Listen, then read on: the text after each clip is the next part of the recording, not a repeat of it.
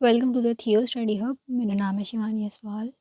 अब आज करेंगे बेटा आपका MBS 3 का लिंग भेदभाव और विकास के बारे में कि लिंग भेदभाव क्या है, जेंडर के बेसिस पे जो डिस्क्रिमिनेशन किया जाता है वो, और विकास कैसे किया जाए ये देखेंगे। बहुत ही आसान टॉपिक है, सभी को पता है। ये वाला टॉपिक हम पिछले भी पहले MPS 2 और 3 में 1 में बहुत बार कर चुके हैं, है ना। बिल्कुल आसान टॉपिक है, छोटी सी वीडियो में कवर करेंगे इसे। नारीवादी आंदोलन, इसमें क्या है, वुमेंस का पढ़ेंगे। नारीवाद आंदोलन के बारे में आपने पढ़ा हुआ है काफ़ी कुछ कि नारी क्या है, नारीवादी क्या है, नारीवादी क्या कहते हैं। नारीवादी क्या कहते हैं कि महिलाओं के भी अधिकार है, कि अगर पुरुषों के अधिकार है ना इतने, तो महिलाओं के भी इतने ही अधिकार है। ऐसा कुछ नहीं कि पुरुषों के मुकाबले महिलाएं कम स्तर पे हैं या कुछ कमी है, कि जो महिला है ना उनका जो स्थान है वो इतना नीचे ना हो, निम्नतर स्तर पे ना हो कि तुम एक चीज़ को अपने देश में सारे ही इक्वल हैं तो फिर से महिलाएं जो है सिर्फ एक तबके को तुम दबा क्यों रहे हो, उसको ये क्यों देख रहे हो कि ये निम्नतर स्तर पर है। इनकी हालत जो है वो दयनीय स्थिति बनी हुई है कि उनको डिपेंड रहना पड़ता है किसी ना किसी पे। शादी से पहले अपने पिता के ऊपर कि हर काम पिता ही करेंगे, उनके हिसाब से चलना पड़ेगा, तुम खुद कुछ नहीं कर सकते, उनके साथ रहना पड़ेगा। उसके बाद शादी अगर हो जाती तो पति के ऊपर डिपेंड होना पड़ता है, पति के बाद जो बच्चे बेटे होते हैं उनके ऊपर डिपेंड रहना पड़ता है। मतलब स्त्री तो कभी वो हो ही नहीं पाती कि किसी तरीके से वो खुद अपने इंडिपेंडेंट हो, अपने पैसे कमाए। आर्थिक रूप से स्वतंत्र होना स्त्री के लिए बहुत ज़्यादा ज़रूरी है। कि जो रूढ़िवादी परंपराएं चलती आ रही ना कि महिलाओं को पर्दे में रहना है, घर में रहना है, महिलाओं का काम फिक्स्ड है कि सिर्फ घर का काम करना, रसोई में काम करना, ये सब इन चीज़ों को तोड़ के आगे बढ़ने की वो है कि महिलाओं के भी बराबर के अधिकार है। कि अगर लड़के को पढ़ने का अधिकार है तो महिला को भी पढ़ने का अधिकार है, लड़कियाँ भी पढ़ेंगी। लड़के को काम करने का अधिकार है तो लड़की को भी काम करने का अधिकार है, घर से बाहर जाके वो पैसे कमाएंगी। और इसमें नारीवादी में सबसे ज़्यादा सपोर्ट, सबसे ज़्यादा अगर किसी चीज़ को बल दिया जाता है तो दिया जाता है शिक्षा पे, कि महिलाओं को शिक्षा दी जाए।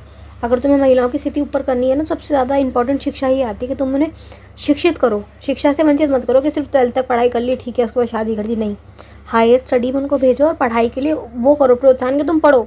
माँ बाप साथ देंगे तभी तो तुम्हारे बच्चा पढ़ पाएगा। बिना पेरेंट्स की कंसल्टेशन के बच्चा नहीं पढ़ सकता, एडमिशन कौन कराएगा उसका। फिर एक बार स्लाइड देख लेते हैं, फिर आगे समझाती हूँ। नारीवादी एक आंदोलन के साथ एक विचारधारा भी है। ये क्या, एक विचारधारा है। और इस विचारधारा को मानने वाले क्या बोलते हैं कि महिला और पुरुष इक्वल है, बराबर है।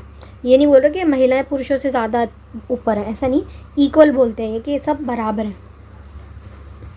जिससे विभिन्न तरीके और संसाधनों को अपनाकर महिलाओं के लिए समानता, समान अधिकार, राजनीतिक अधिकार, महिलाओं सशक्तिकरण का उद्देश्य को प्राप्त करना है। क्या बोल रहा है, राजनीतिक अधिकार यानी वोट देने का अधिकार, राजनीतिक में रिलेटेड अधिकार, सामान्य अधिकार के वोट देने का भी अधिकार हो और चुनाव में खड़े होने का भी अधिकार हो। समानता के हम इक्वल है, सामान्य अधिकार जितने भी अधिकार है उसमें इक्वालिटी हो के बराबर है हम तुमसे, ठीक है। सशक्तिकरण का उद्देश्य प्राप्त करना है कि महिलाओं को पावर किया जाए, ठीक है। इससे आप समझ सकते हैं। नेक्स्ट स्लाइड देखेंगे, पोस्टर देख के समझ सकते हैं कि क्या लिखा है, वी कैन डू, कि हम भी कर सकते हैं। हमें क्यों ऐसा करा जा रहा है कि महिलाएं कुछ नहीं कर सकती हैं, कि अगर एक घर है उसको चलाने की जिम्मेदारी पुरुष के हाथ में ही क्यों है, क्यों सारी प्रॉपर्टी का मालिक एंड में बेटे को दिया जाता है, बाप की प्रॉपर्टी बेटे को क्यों दी जा रही है पूरी की पूरी। बेटी का भी तो अधिकार है, बेटी बाहर से थोड़ी ना लाई हो, बेटी भी तो इक्वल है, तो उसकी भी तो 50% का हक बनता है। कानून के हिसाब से 2005 में जो संशोधन हुआ है उसमें बराबर का हक दे दिया गया है कि 2005 के बाद जितने बच्चे पैदा होंगे, जितनी लड़कियां पैदा होंगी, बाप की प्रॉपर्टी में बराबर का अधिकार है। मगर ये वाली बात ठीक है, ये संशोधन अब हुआ 2005 में हुआ है, लेकिन जो इससे पहले के लोग हैं उनका क्या, उनको भी तो इक्वल अधिकार मिलने चाहिए। जो इनसे पहले बच्चे हुए उनके तो हमेशा ही रहेगा कि हमारा कानून में अधिकार नहीं तो हमें मिलेंगी नहीं। तो इसलिए ना कि सिर्फ कानूनी रूप से नहीं, हर तरीके से लोगों की मानसिकता को भी बदलना होगा। और नारीवादी आंदोलन के द्वारा क्या किया जा रहा है, लोगों की मानसिकता को बदला जा रहा है कि लड़के और लड़की बराबर हैं, हर चीज़ में बराबर है। स्लाइड देख लेते हैं एक बार। नारीवाद की यह धारणा है कि समाज पुरुष दृष्टिकोण को प्राथमिकता देता है। ये क्या बोल रहा है कि समाज जो है ना, पुरुष दृष्टिकोण, जो आदमी लोग हैं ना, मेल हैं, जो सोच रहे हैं ना, उनका जो दृष्टिकोण है उसको प्राथमिकता दे रहे हैं, उसको सर्वोपरि मान रहे हैं। और इन पितृसत्तात्मक के पुरुष प्रधान पिता के घर का मैन ऑफ द हाउस कौन होगा, आदमी जो है वो कौन है, मैन ऑफ द हाउस है, आदमी ही को ही मानेंगे हमेशा। समाज में महिलाओं के साथ भेदभाव और अन्याय होता है। ऐसे समाज में क्या होता है, महिलाओं के साथ भेदभाव और अन्याय होता है। क्यों, क्योंकि इसमें क्या कहा जा रहा है, पितृसत्तात्मकता के पिता ही सब कुछ है। सत्ता का मालिक कौन है? पिता है, आदमी है। तो जो औरत है उसकी स्थिति कैसी हो गई? निम्न स्तर कि इसका काम क्या है? सिर्फ घर का काम करना, खाना बनाना, घर की सफाई करना, इससे ज़्यादा इसका कुछ वो नहीं है। जबकि ऐसा कुछ नहीं है क्या? इक्वालिटी, बराबरी है। इसका लक्ष्य महिलाओं के पुरुषों के समान शिक्षण, शैक्षणिक स्तर, वित्तीय मतलब पैसों से रिलेटेड, और पारस्परिक अवसर और परिणाम स्थापित करना है जो पुरुषों के समान हो। अवसर या कि जैसे उनको काम करने के अवसर मिल रहे हैं, तुम उन्हें पढ़ने का अवसर दे रहे हो, वैसे सारे जितने अवसर आज लड़कों को मिल रहे हैं उतने लड़कियों को भी तो मिले। इक्वल अवसर देना। शैक्षणिक स्तर पर शिक्षा पूरी बराबर इक्वल शिक्षा दो उनसे। वित्तीय स्तर पर कि जितने पैसों से रिलेटेड वो इंडिपेंडेंट है कि वो अपना काम कर सकते हैं, अपने पैसे कमा सकते हैं, वैसे लड़कियां भी इजाज़त दो कि लड़कियां काम करें। लड़कियां काम करें तो इसमें कोई गलत बात नहीं है। लोग गलत समझते हैं कि घर से बाहर जाएगी, काम करेगी, कोई रास्ते में कोई कुछ कह दे, छेड़ दे, कहाँ जा रही है, सेफ्टी नहीं है, इसलिए क्या करते हैं घर वाले बाहर ही नहीं जाने देते हैं। ये इससे क्या होता है? अवसर की वो होती है कि तुमने उसे आगे बढ़ने का अवसर ही कहाँ दिया। आगे तो तब बढ़ेगा जब तुम अवसर दोगे। नेक्स्ट देखेंगे नारीवादी आंदोलन की मुख्य मांग क्या है। अब ये बोल रहा है कि नारीवादी आंदोलन जो है, जो ये इस तरीके से आंदोलन चल रहा है, इसकी मुख्य मांग क्या है, क्या मांग रहे हैं ये लोग। यदि हम ऐतिहासिक रूप से नारीवादी मुद्दों की बात करें तो इसकी मांग की स्त्रियों के अधिकारों को मानव अधिकारों के समान श्रेणी के रूप में मान्यता दी जाने जाए।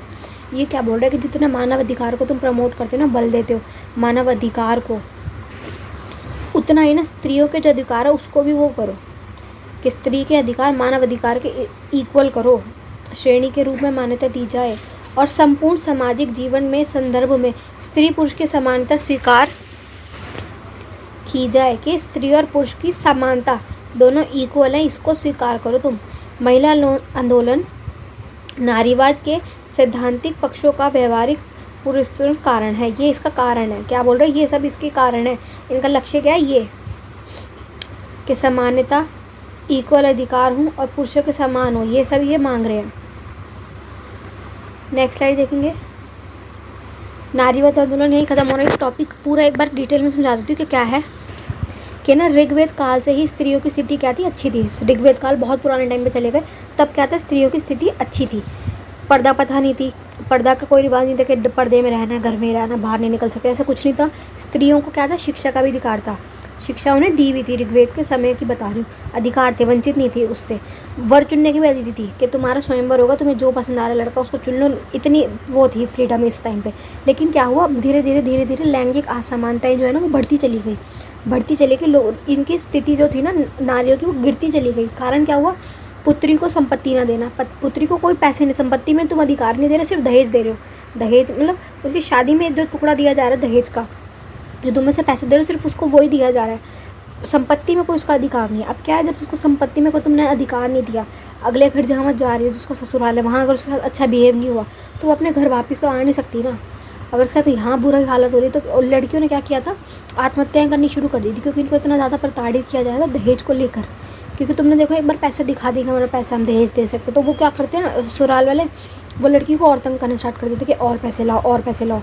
मूवी थी ना, शाहरुख खान कौन थे वो, अक्षय कुमार की भी रिसेंट मूवी आई थी इसी टॉपिक के ऊपर, दहेज वाला था पूरा। उसमें बहनों की कुछ थी, रक्षाबंधन मूवी थी वो, उसमें पूरा ये वाला कॉन्सेप्ट दिखाया गया कि कैसे उनकी स्थिति जो होती है लड़कियों की शादी के बाद कितनी बुरी हालत हो जाती है। पूरा उसमें दिखाया गया है कि एक बार दहेज देना ही काफ़ी नहीं होता, उनको ज़िंदगी भर तक के लिए तंग किया जाता है कि और दहेज लो, और दहेज लो, और पैसे लो, हर चीज़ में पैसे पैसे पैसे, दुखी कर देते हैं। तो क्या हुआ था? ये औरतों ने आत्महत्या करनी स्टार्ट कर दी थी। बहुत ज़्यादा स्थिति जो थी ना समाज में बुरी होती जा रही थी औरतों की। तो औरतों ने क्या किया? फिर स्टार्ट किया आंदोलन करना। आंदोलनकारी आए, लोगों ने इस चीज़ को समर्थन किया कि औरतों के साथ ऐसा व्यवहार क्यों हो रहा है, क्यों इतनी ज़्यादा बुरी स्थिति हो रही है कि लड़कियों के बाल विवाह कर रहे हो तुम, ठीक है,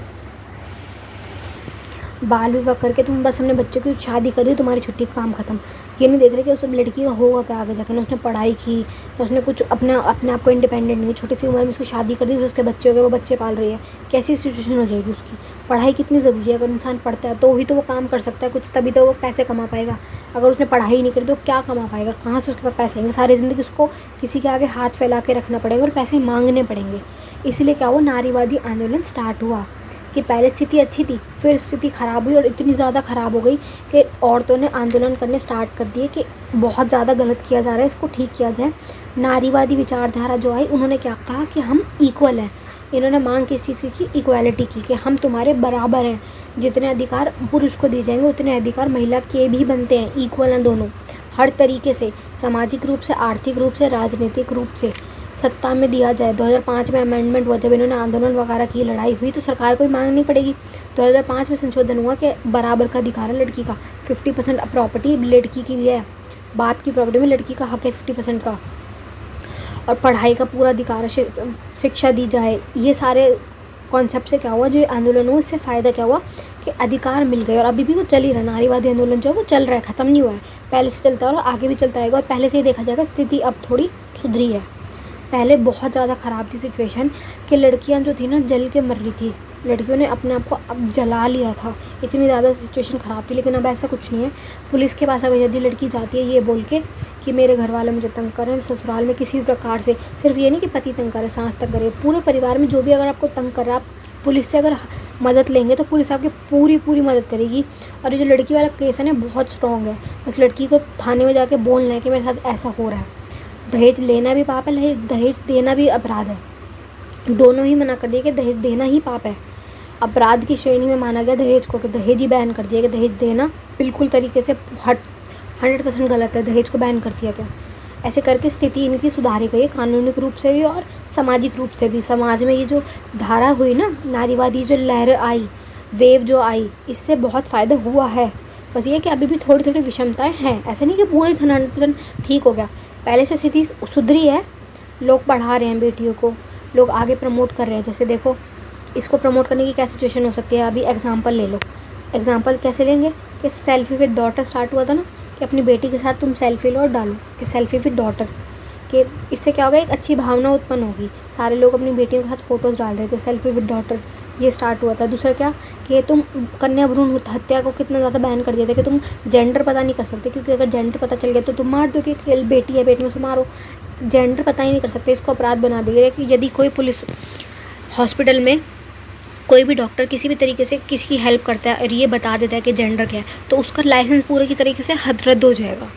ऐसे करके महिलाओं को पूरा सपोर्ट किया जा रहा है। नारीवादी आंदोलन से बहुत ज़्यादा सपोर्ट मिला है और आगे इनको प्रमोट किया जा रहा है कि आगे बढ़ें। कैसे कर रहे हैं, महिलाओं की सीट फिक्स कर दी, गर्ल्स के लिए सीट रिज़र्व कर दी, संसद में महिलाओं के लिए सीट रिज़र्व कर दी, पंचायती राज में महिलाओं की सीट रिज़र्व कर दी कि महिलाओं को मौका मिला है आने का, उनकी सीट रिज़र्व है, वहाँ से कोई आदमी नहीं खड़ा हो सकता, अब औरत ही खड़ी होगी। महिलाओं के लिए फ़ीस में हर जगह पे किया गया, लाडली पेंशन, लाडली वाली जो योजना स्टार्ट की गई वो की गई कि तुम पढ़ाओ बच्चे को, लड़की को पढ़ाओ, बेटी बचाओ बेटी पढ़ाओ, ऐसे बहुत सारे नारे बनाए गए। कितनी सारी चीज़ों से हर तरीके से लड़कियों को आगे प्रमोट किया गया। तो बस यही है इसमें नारीवाद वाले में कि लड़कियों के बारे में बात की जाएगी, उनके अधिकार मांगे जाएंगे। बना के लिखना इसमें कुछ बहुत डिफिकल्ट टॉपिक नहीं है, सभी को पता है वाली सिचुएशन के बारे में। इसके बारे में आपको बस पिक्चर सत्तात्मकता, क्या गलत हो रहा है, अधिकार नहीं मिल रहा, ये सब बताना, ठीक है।